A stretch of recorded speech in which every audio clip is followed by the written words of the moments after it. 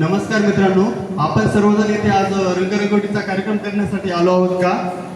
काय मंडळी, तुम्हाला काय वाटतंय? आम्ही इथे कोणत्या नेत्याच्या प्रचारासाठी आलो आहोत का? तर तसे नाहीये. आपण इथे एक पथनाट्य बघण्यासाठी जमा झालेलो आहोत. नमस्कार, आम्ही महाराष्ट्र इन्स्टिट्यूट ऑफ नर्सिंग सायन्सचे विद्यार्थी. आज तंबाखू विरुद्ध दिन या दिनानिमित्त आज आम्ही तुमच्या समोर एक छोटंसं नाटक सादर करणार आहोत. मैं तो रास्ते से जा रहा था, पान सुपारी खा रहा था.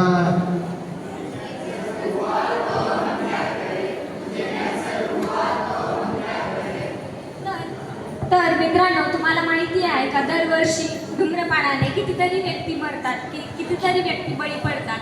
तर त्याची कारणे काय काय आहेत तुम्हाला माहिती आहे का? ते आपण जाणून घेऊया. कॅन्सर हा जो आजार आहे तो काही प्रकारच्या सेवनामुळे होतो, जसे की गुटखा, पान मसाला, तंबाखू आणि सिगारेट. चल मित्रा, लय टेन्शन आले, एक सिगरेट घेऊन ये. चल ह्याला पण घे, चल बाबा सिगरेट पिऊन दे. अबे तुम्ही काय लाजा सोडल्या आहेत का? तुम्हाला टीव्हीवरती ॲड नाही बघत का की सिगरेट आणि तंबाखू आपल्या शरीरास किती हानिकारक आहे? नाही मित्रा, तुला आले असते तर टीव्हीवर आम्ही जाऊन सिगरेट पिऊन असेल रे बाबा.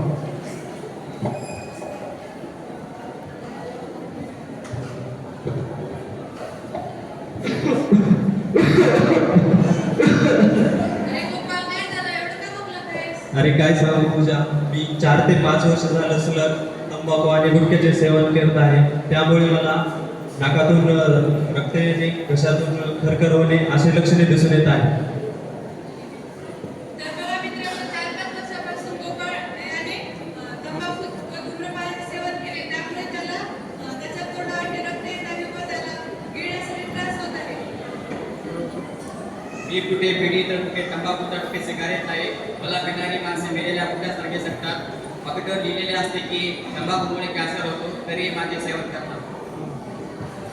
मित्रांनो, तुम्हाला तर माहितीच आहे की धूम्रपान, तंबाखू या आरोग्यास किती हानिकारक आहे, तरी आपण त्याचे सेवन करतो. बरोबर आहे की नाही मित्रांनो? तुमच्या पण खिशात आहे की नाही तंबाखू, गुटखा?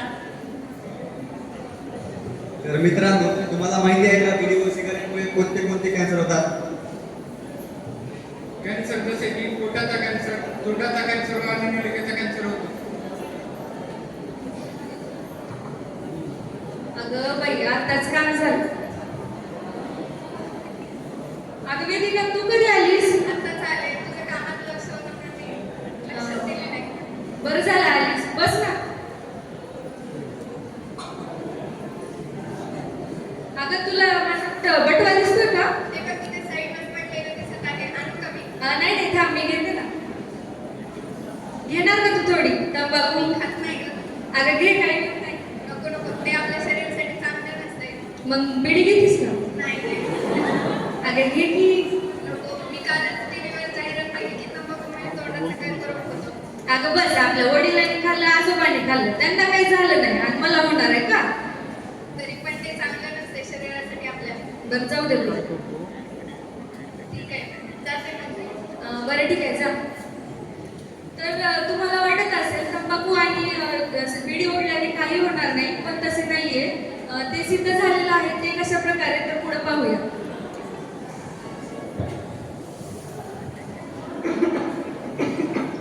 मित्रांनो, माझं तर वय फक्त 25 वर्ष आहे, पण मागील 5-6 वर्षापासून मी धूम्रपान सेवन करत आलेलो होतो. तर त्यामुळे डॉक्टरांनी मला फुफ्फुसाचा कॅन्सर झाले सांगितले आहे. तर मित्रांनो, मी तर माझ्या आरोग्याला खराब करून काढलेले आहे, पण तुम्ही ह्या सर्व गोष्टी टाळा आणि आपले आरोग्य सांभाळा. आत्ताच आपण बघितले की 23 वर्षाच्या मुलाला फुफ्फुसाची कॅन्सर झाली आहे. तर आपल्याला जर कॅन्सरची लक्षणे दिसत असेल तर लवकरात लवकर आजूबाजूच्या आरोग्य केंद्रात जाऊन त्याचे निदान करून ट्रीटमेंट घेतली तर ते लवकरात लवकर आजार नीट करता येते. तर मित्रांनो, अशाच प्रकारे आपण कॅन्सरचे लवकरात लवकर निदान करू शकतो आणि कॅन्सरला रोखू शकतो. म्हणूनच तर वेळीच उपचार केला तर भैया भैया. तर मित्रांनो, सगळेच कॅन्सर हे ऑल इज वेल नसतात. तर काही कॅन्सर हे धूम्रपान करणाऱ्या लोकांच्या सहवासात आल्यामुळे पण होऊ शकतं. तर त्यामुळे जे धूम्रपान करतात त्यांच्या सहवासात येणे टाळा आणि जे धूम्रपान करतात त्यांना धूम्रपान किती हानिकारक आहे हे पण पटवून द्या. आपलं शरीर हे देवाने दिलेले मंदिर आहे व त्या मंदिराला स्वच्छ ठेवणे ही आपली जबाबदारी आहे. तसेच आपण तंबाखू गुटखा व दारू पिऊन ह्या मंदिराला स्वच्छ ठेवायचं ते खराब करायचं हे तुमच्यावर आहे. तर चला तर आपण एक येथे शपथ घेऊया. सर्वांनी शपथ घ्यायची माझ्यासोबत. मी अशी शपथ घेते की मी कधीही धूम्रपान आणि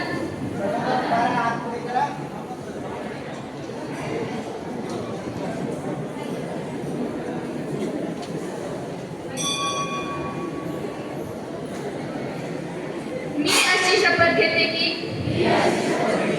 मी कधीही धूम्रपान आणि अन्य मादक प्रकारचे सेवन करणार नाही आणि इतरांनाही तंबाखू उत्पादनांचे सेवन न करण्यासाठी प्रेरित करेल. मी माझा परिसर तंबाखूमुक्त